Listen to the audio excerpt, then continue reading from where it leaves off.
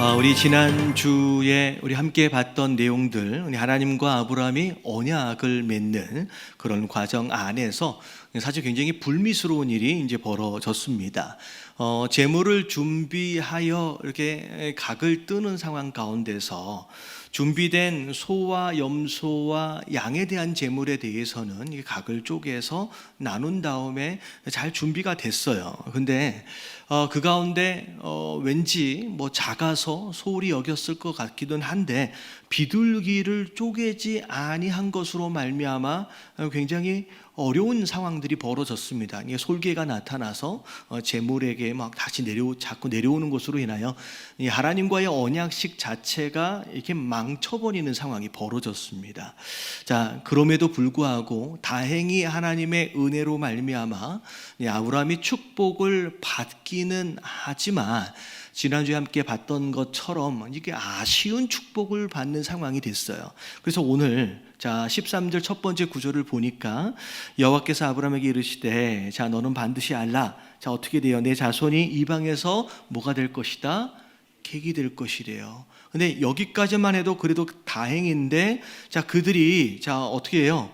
그 이방에서 주인으로 누군가를 섬기게 되고 그리고 심지어 400년 동안 내 자손을 괴롭힐 것이다 라고 어떻게 보면 아브라함이 듣기에 자기의 후손들이 어떤 나라에서 또 괴롭힘을 당하고 종살이를 하게 되고 하는 이런 상황들을 이제 들어야 하니 마음이 굉장히 괴로웠겠죠. 그런 가운데 지금 사실 오늘 말씀의 첫 부분을 보면 어딘지 모르게 어떻게 보면 분명히 아쉬울 수밖에 없는 축복을 받기는 합니다.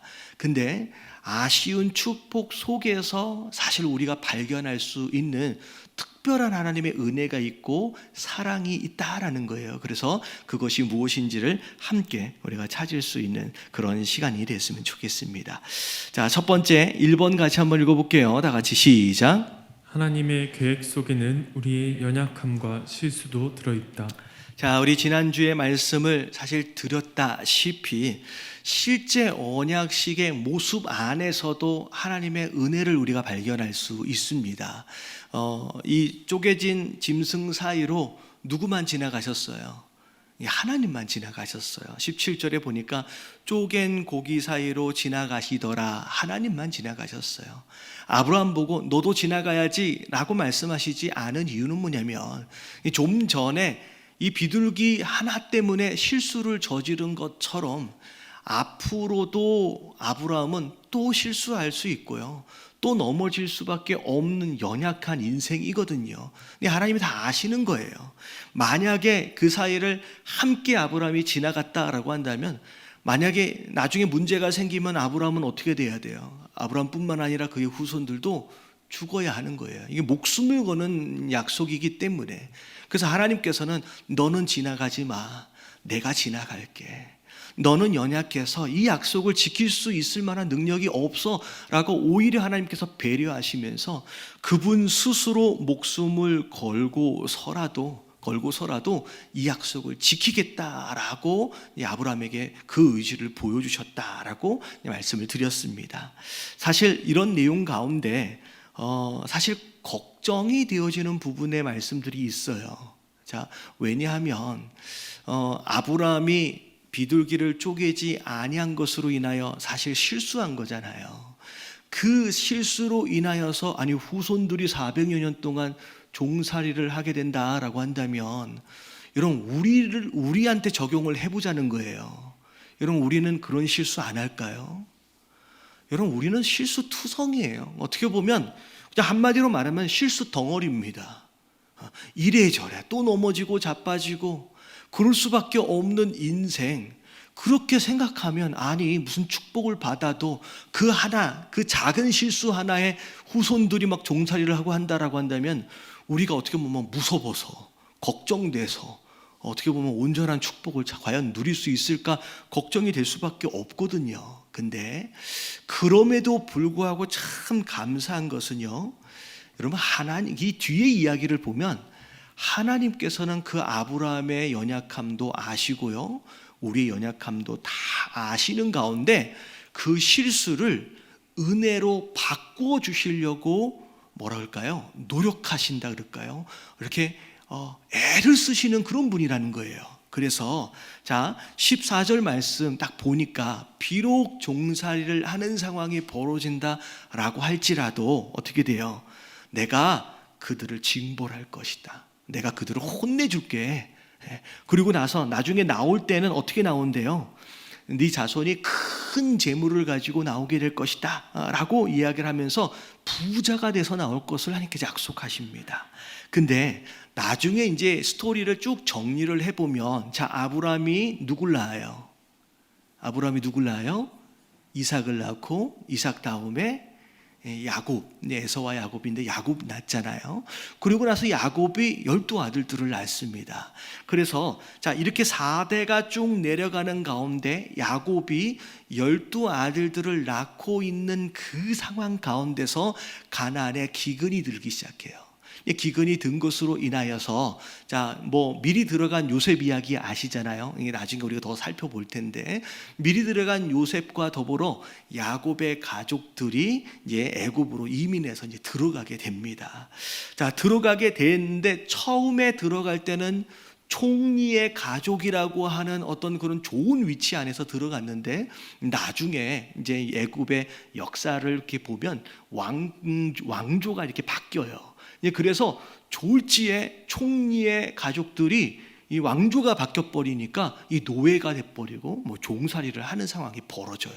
근데 하나님이 정말로 약속하셨던 것처럼 정말로 400여 년이 지나고 난 뒤에 진짜로 그 애굽에서 이제 나오는 일이 벌어지는데 말씀을 보니까 실제로 나올 때에 주인들한테 폐물들을 요구합니다.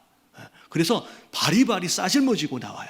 어떻게 보면 오랫동안의 종살이의 품삯을 그냥 다 챙겨서 나오는 것처럼 그냥 부자가 돼서 나와요. 그렇게 해서 나오면서 오늘 좀 전에 있었던 그 말씀이 정말로 말씀 그대로 다 성취되어지는 것을 이제 우리가 이제 보게 된다는 거죠. 근데 자, 이 장면을 조금만 더 생각해 보면 표면적으로 보이는 약속의 성취 외에 숨어있는 하나님의 은혜와 축복들이 있다는 거예요.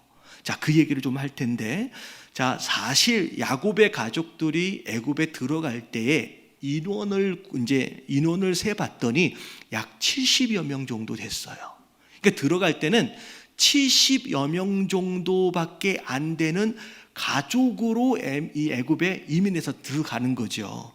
자, 근데 자, 우리가 출애굽기에서 봤다시피 자, 나올 때에 이스라엘 백성, 그 야곱의 가족들이 나중에 인구가 막 많아졌잖아요. 나올 때의 인구가 얼마 정도인지 혹시 기억나세요? 남자 장정만 60만 명이에요. 자, 들어갈 때 몇 명이었다고요? 60만 명이 아니지. 들어갈 때 70명이에요. 근데 400여 년이 지나고 난 뒤에 남자 장정만, 그러니까 20세 이후예요. 무기를 들 수 있는 남자 장정의 수만 60만 명이에요. 그러면 여자들까지를 합하고 아이들과 어르신들까지를 다 합하면 심지어 얼만큼 정도의 숫자를 계산하느냐면 거의 200만까지를 계산을 합니다. 근데 실제로 인류학자들의 연구에 의하면 이 정도로 400여 년 동안에 이 정도로 인구가 급성장하는 경우가 역사적으로 거의 찾아볼 수가 없는 거의 기이한 현상이래요. 이렇게 될 수가 없대요. 실제로 수학적으로 계산을 해봐도 그야말로 밥 먹고 뭐만 해야 돼요? 애만 낳아야 돼요. 그러니까 밥 먹고 애만 낳지 않으면 70명이 200명이 되는 것은 거의 불가능해요. 근데 잘 생각해 보자고요. 여러분 이건 고대예요. 여러분 애만 많이 난다고 인구가 늘어나요? 여러분 인구가 늘어남에 있어서의 굉장히 많은 변수들이 있습니다. 자, 특별히 주요 변수가 될 만한 거 세 가지를 말씀을 드리면 여러분 그때 당시는 어떻게 보면 오늘날처럼 물 관리라 그러잖아요. 관계 어떤 그런 기술들이 많지가 않았어요. 그래서 비가 안 와버리면 그야말로 가뭄이 오는 겁니다. 기근이 들어버려요. 이 사실은 지금 나중에 보면 70명의 가족들이 애굽으로 들어갈 때 왜 들어갔어요? 가나안에 기근이 와서 들어갔어요. 다시 말하면 비 안 와버리고 가뭄이 오고 기근이 들면 그냥 굶어 죽는 거예요.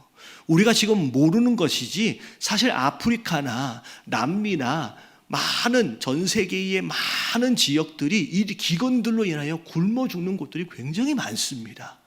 고대에서는요, 이게 비 안 와버리고 1년, 2년 안 와버리면요, 그냥 다 굶어 죽는 거예요. 그래서 기근이 한번 와버리면요, 애 막 나가지고 이렇게 길러놔도요, 사람 많아져도요, 한꺼번에 막 50% 뭐 다 죽는 거예요. 그리고 두 번째는 전염병이에요.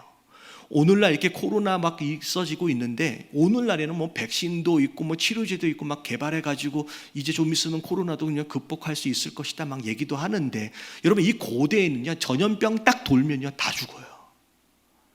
전염병 다 돌면요, 인구의 뭐 예전에 뭐 흑사병 때문에 유럽의 인구의 몇 %가 다 죽었잖아요.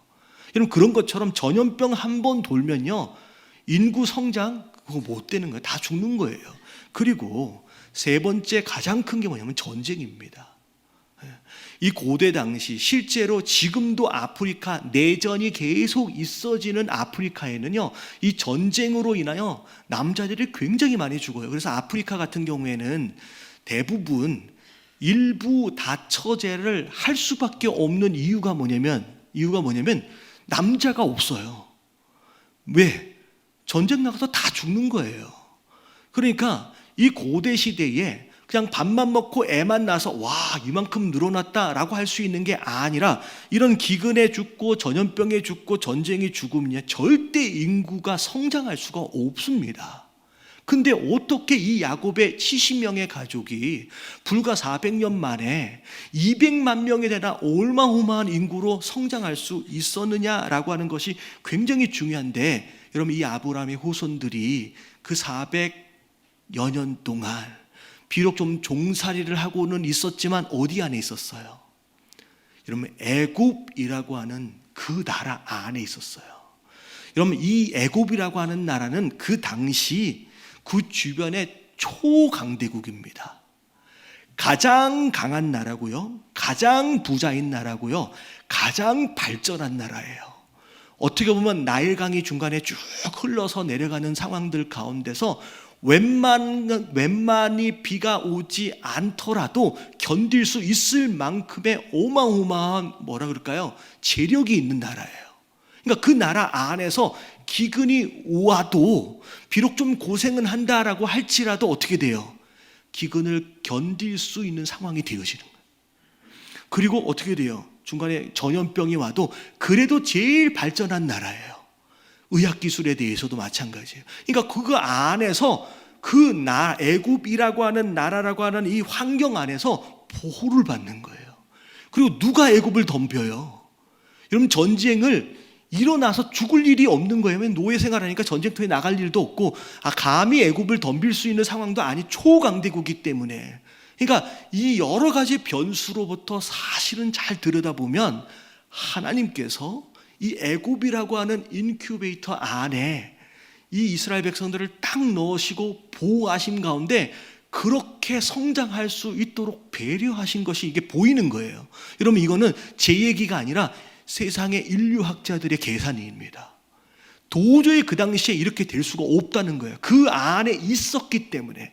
어떻게 보면 좀 고생은 했었지만 이 애굽이라고 하는 나라에 하나님이 담아두심으로 인하여서 들어갈 때는 70명 가족으로 들어갔는데, 자 나올 때는 뭐가 돼서 나와요?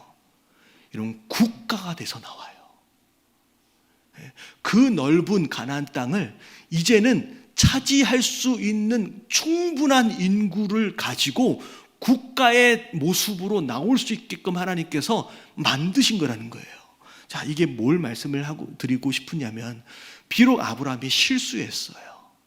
그래서 종살이를 하게 되는 상황이 벌어졌을지라도 그것이 이스라엘 백성들, 그들이 후손 가운데 그야말로 벌만이 아닌 그 안에서 하나님께서 이 나라를, 이 가정을 나라로 세우시기 위한 특별한 은혜와 계획들이 숨어 있었고 그런 가운데 인도해 가셨다라고 하는 거, 여러분 깨달아지시길 주님의 이름으로 축원합니다.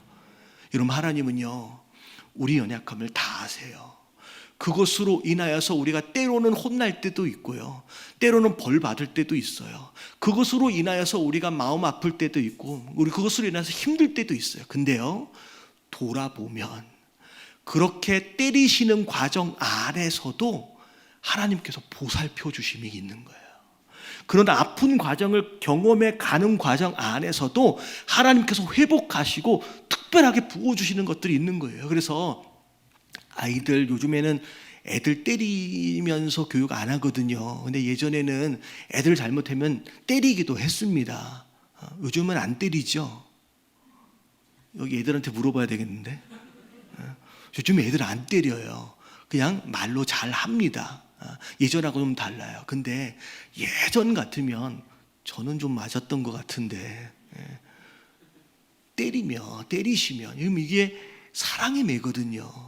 근데 때리시고 나서는 제가 기억하기로 괜히 어머니가 한 번씩 왔다 갔다 하세요. 무슨 의미일 것 같아요? 분명히 잘못해서 혼내시기 위해서 때리시긴 했지만, 그것으로 아픔을 주기는 했지만, 사실 누가 마음이 더 아파요? 때린 부모님이 더 마음이 아파요. 그래가지고 왔다 갔다 그러면서 괜히 마음 상할까 봐서, 괜히 서운할까 봐서 어떻게 해요? 나중에 아버지 몰래 뭐 하나씩 챙겨줘. 과일 하나씩 깎아줘서. 여러분, 하나님 아버지 마음은 그런 것 같아요. 여러분, 우리가 실수해서 자빠져서 또 혼나기도 하고, 그것으로 해서 마음 아프기도 하고, 그것으로 인하여 힘들기도 하고. 근데요, 그런 과정들을 쭉 경험하는 가운데 하나님께서 그냥 혼내시고 방치하시는 게 아니라 그 가운데서도 어떻게 하면 그 어려움 상황들을 어떻게 보면 은혜로, 복으로 바꿔주시기 위해서 하나님께서는 계획을 가지고 끌고 가시고 계신다는 거예요. 여러분, 우리 삶 가운데서도 그런 하나님의 손길이 있는 줄로 믿습니다. 그래서 자, 로마서 8장 28절 말씀 같이 한번 읽어봅니다. 다 같이 시작. 우리가 이거니와 하나님을 사랑하는 자 곧 그의 뜻대로 부르심을 입은 자들에게는 모든 것이 합력하여 선을 이루느니라. 여러분, 이 안에 모든 것이라고 하는 것 안에는요 우리의 연약함도 들어있어요. 연약함이 없는 인생이 어디 있어요? 우리의 실수가 그 안에 다 들어가 있는 거예요. 실수 없는 인생이 없거든요. 근데 하나님 뭐라고 말씀하시냐면, 그 실수를 포함하고 그 연약함을 포함한 모든 것이 합력함으로 인하여 결국 뭐가 된대요? 돌아보니 선이 되는 거예요. 그럼에도 불구하고 또 하나님께서 이렇게 은혜를 부어주셨구나. 그럼에도 불구하고 그때는 너무 아팠었는데 또 이렇게 또 붙잡아 주셨구나 라고 하는 것을 깨닫게 되는 일이 있다는 거예요. 근데 중요한 건 뭐냐면 조건이에요. 모든 것이 합력하여 선을 이루느니라 라고 말씀하시는데, 그 앞에 조건이 있어요. 그 조건이 채워지지 않으면 그 뒤에 있는 일들이 일어날 수 없습니다. 근데 그 앞에 있는 조건이, 너희가 실수하지 않으면, 너희가 어떻게 보면 잘못하지 않으면, 너희가 선만 행한 거, 순종만 하면이 아니라는 거예요. 그 앞에 뭐라고 나와요? 우리가 알거니와 하나님을 사랑하는 자 곧 그 뜻대로 부르심을 입은 자들에게.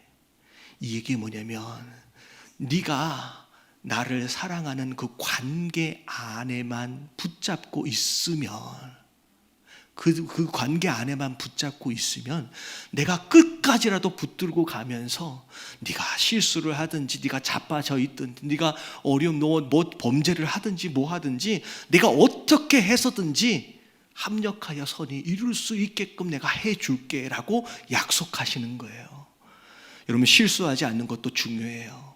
우리가 잘못하지 않는 것도 중요합니다. 순종하는 것도 중요합니다. 근데 더 중요한 건 뭐냐면, 비록 잘못하고 쓰러지고 자빠져 있을지라도 뭐 하자는 거예요? 여러분, 하나님을 사랑하시는 저와 여러분들 되시길 주님의 이름으로 축원합니다. 그 사랑의 끈만 놓치지 않고 붙잡고 있으면요, 여러분 실수해도 끝까지 끌고 가시면서 선을 이루시는 거예요. 여러분 2022년도 또 우리가 실수 안 할 수 없죠. 뭐 이렇게 미리 얘기를 하면 좀 안 되긴 하지만 또 어느 순간 시험 들어 있을 수 있어요. 자빠질 수 있어요. 그것으로 또 힘들고 어려운 일들을 경험할 수 있어요. 하지만 중요한 것, 끝까지 그 하나님을 사랑하시고 그 사랑의 끈을 놓치지 마심으로 말미암아 결국 선으로 바꾸어 이루시는 그 하나님을 경험하시는 저와 여러분들 되시길 주님의 이름으로 축원합니다. 자, 두 번째 같이 한번 읽어볼게요. 다 같이 시작. 무한하신 하나님의 축복임에도 경계와 한계를 두셨다. 일단은 애굽에서 나오는 이야기까지 하신 다음에 18절에 보니까 자, 하나님께서 땅을 주시겠다라고 약속하세요. 근데 여기 보니까 애굽 땅에서부터 18절이에요. 애굽 땅에서부터 그 큰 강 유브라데까지 내 자손에게 주겠다라고 말씀하셔요.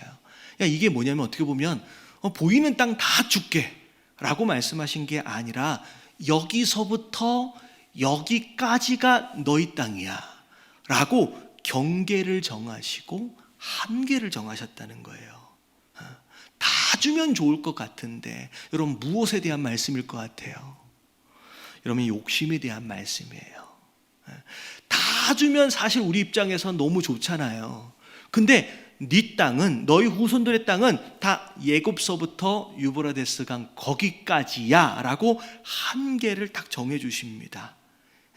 사실 이 한계를 정해 주시는 이유가 무엇일까? 여러분 사실 사람은요, 여러분 무엇을 가져도 만족하지 못하는 존재입니다. 특별히 두 가지 부분에 있어서. 첫 번째는 시간이고 두 번째는 물질이에요. 여러분 시간에 있어서 여러분 얼마나 살면 만족하시겠어요? 요즘 100세 시대라고 하니까 뭐 남들 다 100살 사니까 한 120살 정도 살면 만족하시겠어요? 여러분 어르신들도 중간에 계시고 그러는데 몇 살 정도 사시면 만족이 되겠습니까? 여러분 천년 살면 만족이 되겠느냐는 거예요. 여러분 인생은요 100년을 살아도 1000년을 살아도 이 정도면 충분히 살았지 라고 할 수 있는 사람은 없습니다. 왜냐하면 제가 송구영신 예배 때 전도서 3장 11절 요 말씀 이제 알려드린 적이 있어요. 줄 쳐진 데만 읽어볼게요. 다 같이 시작. 사람들에게는 영원을 사모하는 마음을 주셨느니라. 아무리 오래 살아도 만족할 수 없는, 이 정도면 됐지라고 할 수 없는 이유가 뭐냐면 우리 마음 가운데서 뭘 사모해요? 여러분 영원이에요. 왜냐하면 처음부터 우리 만들어질 때 하나님과 더불어 영원히 살 존재로 만들어졌거든요. 그렇기 때문에 여러분 1000년을 살든 10,000년을 살든 여러분 우리는 만족할 수 없습니다. 그러니까 시간에 대해서도 마찬가지고 시간에 대해서 우리는 만족할 수 있는 존재가 아니라는 거죠. 그리고 두 번째, 자 뭐에 대해서 만족 못해요? 물질에 대해서. 여러분 지금 수입이 얼마나 되는지 모르겠지만 뭐 예를 들어서 한 얼마나 벌면 여러분 만족하실 것 같아요? 한 500이면 괜찮을까요? 아니에요? 이미 그 정도 벌고 계시는 분들이 계신가? 한 달에 한 1억 벌면 괜찮을까요? 사실 1억 벌면 도대체 쓸 시간이 없을 것 같기도 한데 누가 그러더라고요. 복권에 당첨이 됐어요. 한 50억 정도 되더래요. 없던 돈이 생긴 거잖아요. 모은 돈이 아니에요. 근데 복권에 당첨이 되면 대부분 당첨된 사람들이 잘 먹고 잘 사는 게 아니더라는 거예요. 어떻게 된대요? 대부분 파산을 한대요. 이 없던 돈이 생긴데 이게 관리를 잘 못해가지고 파산을 한대요. 그래서 복권에 당첨된 이 사람이 생각을 했어요. 나는 절대 파산하는 그런 이제 사람들의 전처를 받고 싶지 않다라고 해서 나름 계획을 세우는데 이 돈은 이렇게 쓰고 자, 이 돈은 이렇게 쓰고 저 돈은 저렇게 쓰고 막 계획을 세우는데 나중에 보니까 이게 좀 모자란데?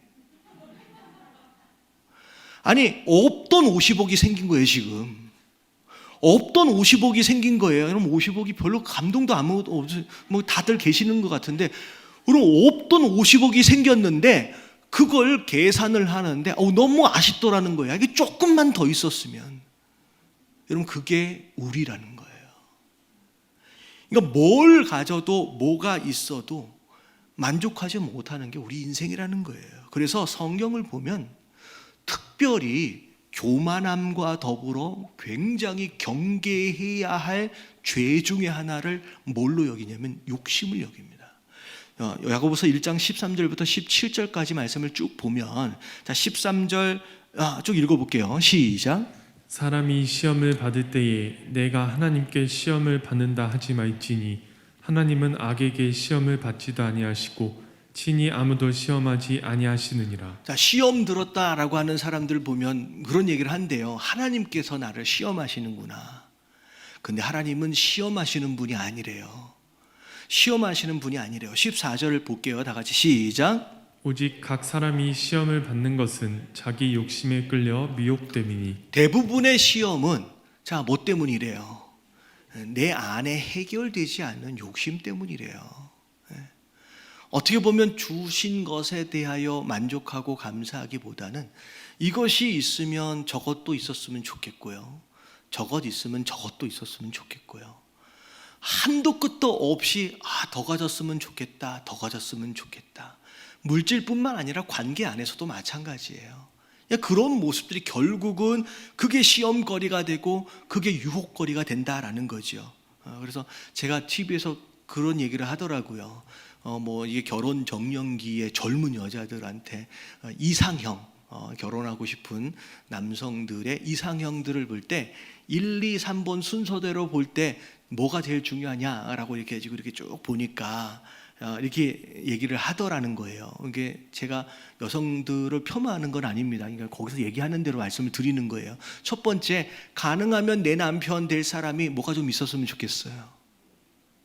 우리 여자분들이 얘기 좀 해주세요. 뭐가 있었으면 좋겠어요. 그래도 재력이 좀 있었으면, 그냥 안정된, 어찌 보면 재정이 있으려면 능력이 있어야 되잖아요. 그러니까 능력이 있었으면 참 좋겠다라고 이제 첫 번째 얘기를 한대요. 그리고 또 그 다음에 또 뭘 얘기한대요. 이왕이면 재력도 있고 좀 그러면 이렇게 좀 잘생겼으면 좀 괜찮지 않을까. 돈만 있고 좀 이제 그러면 좀 그러니까 좀 생긴 것도 좀 괜찮았으면. 그러니까 이제 잘생기면 그러면 만족하느냐? 그러면 조금 생각해 보더니만 또 뭐가 있어야 돼요. 가능하면 좀 자상했으면 좋겠고, 가능하면 뭐예요? 이렇게 가정적이었으면 좋겠고, 겉으로 볼 때는 차가운 도시 남자처럼 보이면서도 안에는 따뜻한 누구처럼 이렇게 한도 끝도 없어요. 옆에 계신 남편을 한번 살짝 보시면서 어떠신 것 같아요? 이러면 그런 인물은 없습니다. 그런 남자는 없어요.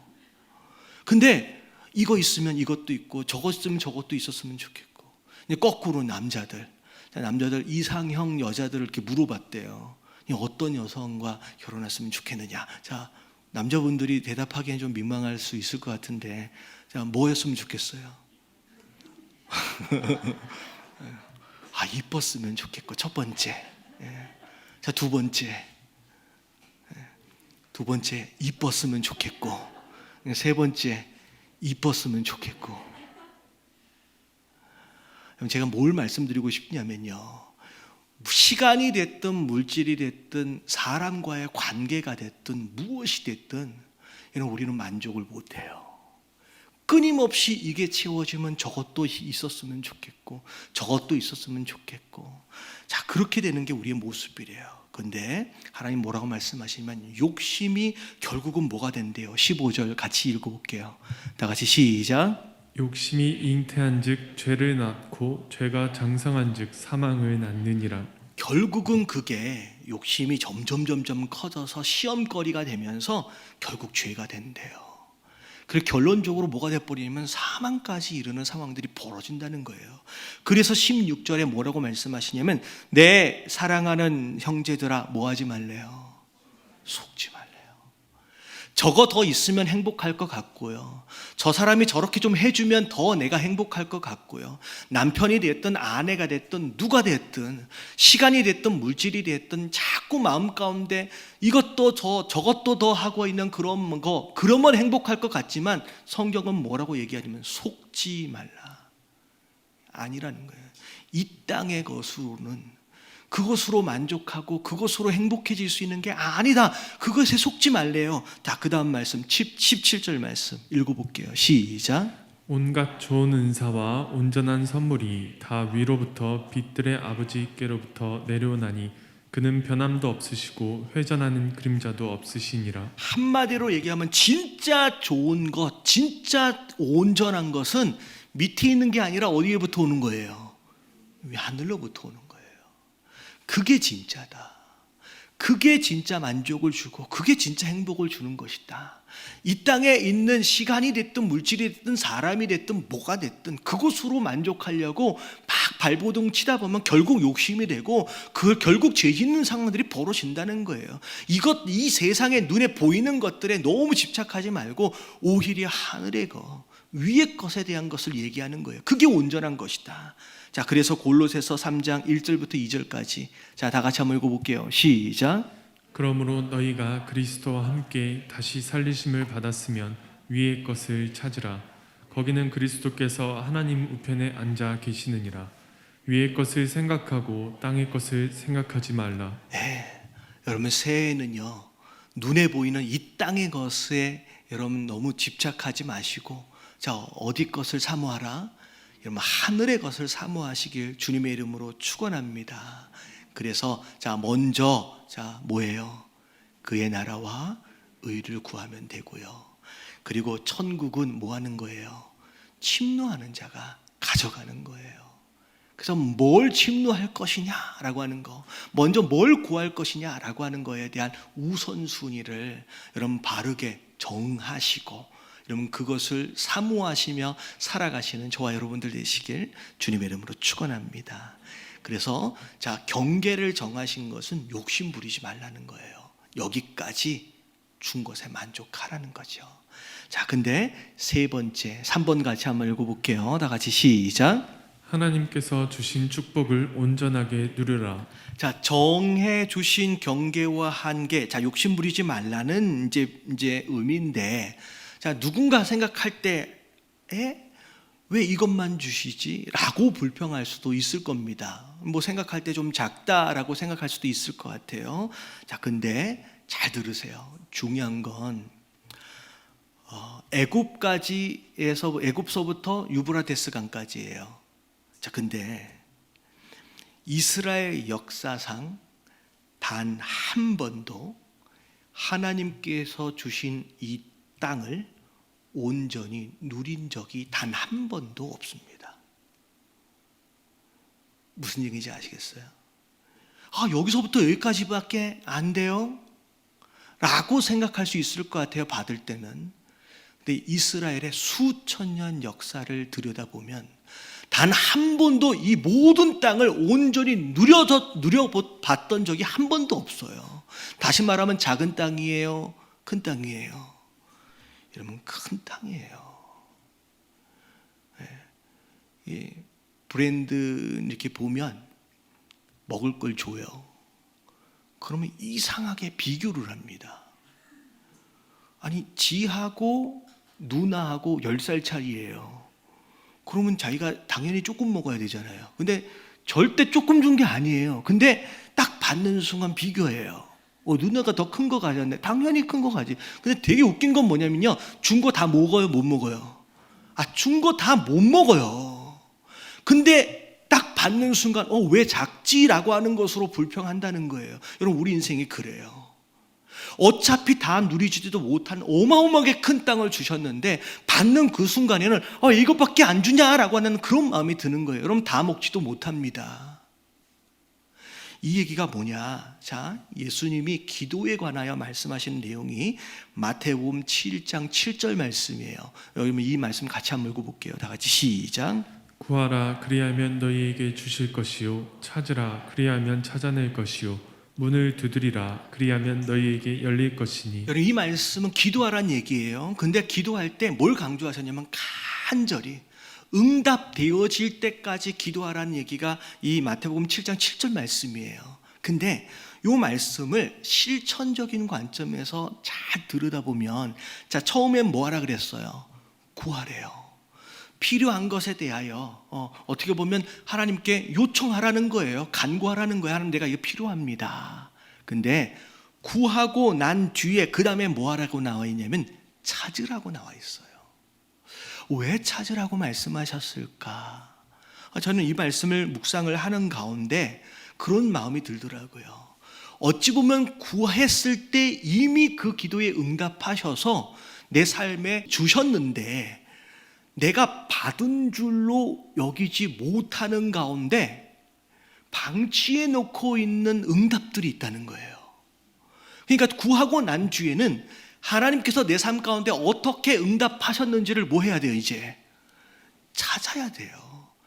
내 삶 가운데 어떻게 응답하셨는지를 찾아야 돼요. 근데 왜 응답을 하셨는데 찾아야 하는 상황이 벌어지냐면요, 내가 원했던 그 기도의 내용들 그 모습 그대로 응답하셨으면 찾을 필요가 없지요. 할렐루야 감사합니다 하면 되는데, 자, 하나님께서 우리에게 응답하실 때는요, 내가 원했던 그 완성품의 모습으로 응답하시는 게 아니라 대부분 뭘로 응답하세요? 기회와 씨앗의 형태로 응답하십니다. 그러니까 내가 사과를 딱 구했으면, 사과가 딱 와버렸으면 내가 뭐 찾을 필요가 없겠지. 하나님 감사합니다. 근데 우리가 신앙이 성숙해지면요, 사과를 하나를 딱 주시는 게 아니라 뭘 주세요? 씨앗을 주세요. 그래서 심어서 기르기를 원하세요. 그래서 성숙한 신앙인들에게 응답을 하시는 방법들 중에 하나가 뭐냐면 완성품의 모습이 아니라 기회와 씨앗의 형태로 주시기 때문에 종종 내가 이미 받았는데 받았는지를 모르는 경우들이 너무 많다는 거예요. 그래서 구하고 난 다음에는 뭐 해야 돼요? 찾아야 돼요. 이미 어디서 주셨는지를 찾아야 된다는 거예요. 자, 어떤 집사님이 자꾸 이제 부부끼리 싸우는 일들이 이제 벌어지더래요. 그래가지고 하나님 앞에 기도했어요. 하나님, 우리 가정이 좀 행복해졌으면 좋겠습니다. 혹시 그런 분들 계시면 기도하시길 주님의 이름으로 축원합니다. 뭐 종종 안 싸우시나 봐요. 싸우면 기도하셔야죠. 하나님, 화해하길 원합니다. 하나님, 우리 가정이 행복해졌으면 좋겠습니다. 막 기도하셨어요. 근데 기도를 며칠째 하는데도 불구하고 별로 행복해지지 않고 어떻게 돼요? 서로 되게 어색한 거야. 그리고 밥을 딱 먹고 나서, 저녁 식사를 되게 어색하게 밥을 딱 먹고 나서, 아니 기도를 했는데, 이게 또 이제 와이프는 딱 치우려고 이렇게 딱 가는 거 보면서 이렇게 그런 거 있잖아요. 싸우고 나면 쌩한 거 있죠. 이게 또 어딘지 모르게 되게 어색하고, 그런데 이제 기도를 했는데 하나님은 어떻게 응답하시려나 하고 또 그 자리에서 마음이 되게 답답해서 조금 더 기도했대요. 그때 하나님이 딱 주시는 게 뭐냐면, 난 너한테 응답했는데 뭘 응답을 어떻게 했는데요? 막 생각을 했는데 하나님 주시는 마음이 뭐냐면, 야, 오늘 밤은 네가 설거지 좀 하지 그래? 라고 말씀하시더래요. 여러분, 행복이라는 게 갑자기 기도했더니 그냥 갑자기 행복해져서 이게 쌩한 그런 관계에서 갑자기 다음날 아침에 아내가 일어나면서 헬로 굿모닝 이런 게 아니라는 거예요. 하나님께서 기회를 주시는 거예요. 야, 오늘 저녁에는 네가 좀 설거지 좀 해라. 야, 오늘 저녁에는 네가 뭐 이렇게 음식물 쓰레기는 네가 좀 갖다 버리고. 그래서 그냥 딱 가가지고 오늘 내가 설거지 할게 라고 해가지고 그렇게 하니까 슬쩍 웃으면서 뒤돌아 가더라는 거예요. 여러분, 무슨 얘기 드리는지 아시겠죠? 완성품이 아니에요. 그러니까 이런 기회와 씨앗의 형태로 하나님께 주시다 보니 이게 받았는지를 잘 모를 수 있다는 거예요. 그래서 오늘 세 번째 이야기는 그런 거예요. 이미 하나님께서 우리에게 어떻게 보면 넉넉하게 누릴 수 있을 만큼 이미 주신 것일 수 있습니다. 근데 주셨는데도 불구하고 주신 것을 모르고 또 구하고 뭐가 없고 구하고. 여러분, 구하기만 하지 마시고 이미 주신 그 응답들이 내 주변에 있는지 없는지를 먼저 찾으시고, 여러분, 방치된 상태로 놔두어져 있는 그런 씨앗들과 기회들이 있다고 한다면 여러분 그것을 찾아서 누리시는 저와 여러분들 되시길 주님의 이름으로 축원합니다. 그래서 오늘 말씀은, 자, 아브라함, 우리 인생이 다 그래요. 다 흠 많고 다 상처 있고 다 뭐예요? 뭐 이렇게 모난 부분들이 다 있어서 그래서 다 실수하고 자빠지고 상처 주고 힘들고 뭐 다 그렇게 살아갑니다. 하나님께서 오늘 말씀하시는 게 뭐냐면 너는 완벽해야 돼. 너는 죄 지으면 안 돼. 너는 뭐 서로 뭐 그런 일들이 있으면 안 돼라고 말씀하시는 게 아니라 네가 비록 그런 일들이 있을지라도 나를 끝까지 사랑하고 그 사랑의 끈 안에 매여만 있으면 결국은 그 상황으로 인하여 아프고 힘들고 어려울지라도 내가 끌고 가면서 결국 뭘 이루신대요? 선을 이루신대요. 여러분 하나님 계획 안에는 우리의 연약함이 들어가 있어요. 우리의 실수 또한 다 들어가 있어요. 심지어 우리의 불순종도 들어가 있어요. 그 가운데서라도 어떻게 해서든 하나님께서는 선을 이뤄내시기 위해서 우리를 끌고 가시는 거예요. 여러분 2022년도 그 하나님을 좀 믿어드리면서 여러분 끝까지 여러분 하나님 사랑하시는 거 포기하지 말고 끝까지 견뎌가시고 또 욕심 부리지 마시고요. 이미 주신 응답들을 정말 충만하게 누리시는 저와 여러분들 되시길 주님의 이름으로 축원합니다.